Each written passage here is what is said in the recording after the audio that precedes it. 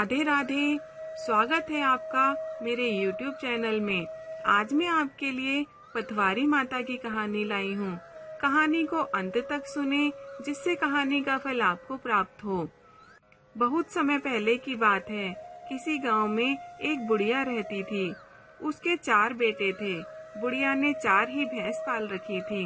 कार्तिक मास आने पर बुढ़िया ने अपनी चारों बहुओं को बुलाया और कहा कि मैं तो कार्तिक स्नान करने जा रही हूँ, तुम चारों एक एक भैंस रख लो। मैं जब कार्तिक स्नान करके वापस लौटूंगी तो देखूंगी किसने सबसे ज्यादा घी रखा है।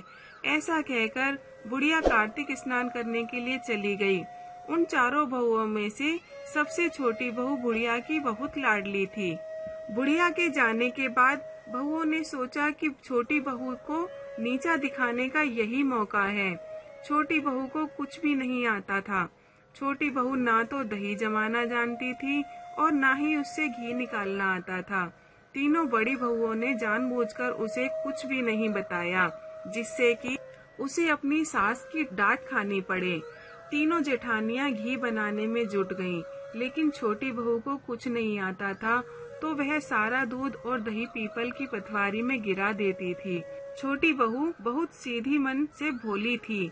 महीना पूरे होने पर उसकी तीनों जेठानियों ने एक एक डिब्बा घी भरकर रख लिया, लेकिन छोटी बहू ने जरा सा भी घी नहीं निकाला था। बुढ़िया के आने का समय हो गया था। अपनी सास के आने की खबर सुनकर वह पटवारी माता से कहती है कि मैं क्या करूं, कि मैंने तो सारा दूध और दही यहाँ गिरा दिया था। अब मेरी सास मुझे घी के लिए पूछेगी तो मैं क्या कहूँगी।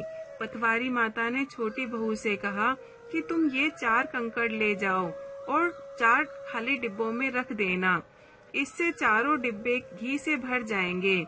उसने पटवारी माता के कहे अनुसार वैसा ही किया और उसके पास 4 डिब्बे घी हो गया। जब बुढ़िया घर आई तो उसने आते ही उन चारों बहुओं को बुलाकर कहा कि लाओ अपना अपना घी दिखाओ कि किसने कितना घी बनाया है।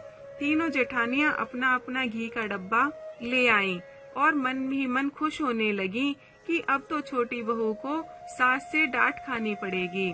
छोटी बहू आई तो साथ में 4 डब्बे घी भी लाई। तीनों बहुएं यह देखकर हैरान हुई कि इससे तो दही बिलोना भी नहीं आता था, तो यह घी कहाँ से आया है। वह अपनी सास से कहने लगी कि जरूर इसके पति ने यह घी खरीदा है। सास के पूछने पर छोटी बहू ने कहा कि मुझे तो कुछ नहीं आता था और ना ही मुझे किसी ने बताया कि किस तरह दही बिलोकर घी बनाया जाता है। मैं तो सारा दूध पीपल पर सींच देती थी और दही पटवारी पर चढ़ा देती थी। यह तो पटवारी माता की कृपा का प्रभाव है। छोटी बहू की सारी बातें सुनकर सारी बहुओं ने कहा कि अगर पटवारी माता को सींचने से इतना अधिक पुण्य मिलता है तो हम भी अगले साल उसे सींचेंगे और कार्तिक स्नान करने जाएंगे। हे पटवारी माता, जैसे आपने छोटी बहू की सुनी वैसे ही आप सबकी सुनना। कहानी कहने वाले की, सुनने वाले की और हुंकारा भरने वाले की, सभी की सुनना। जय हो पटवारी माता की। पटवारी माता की कहानी आपको कैसी लगी कृपया करके कमेंट बॉक्स में जरूर बताएं और मेरे चैनल को लाइक करें, शेयर करें और सब्सक्राइब करना तो बिल्कुल भी ना भूलें, जिससे आने वाली कहानी आप तक सबसे पहले पहुंच सके। मिलते हैं एक और नई कहानी के साथ। राधे राधे।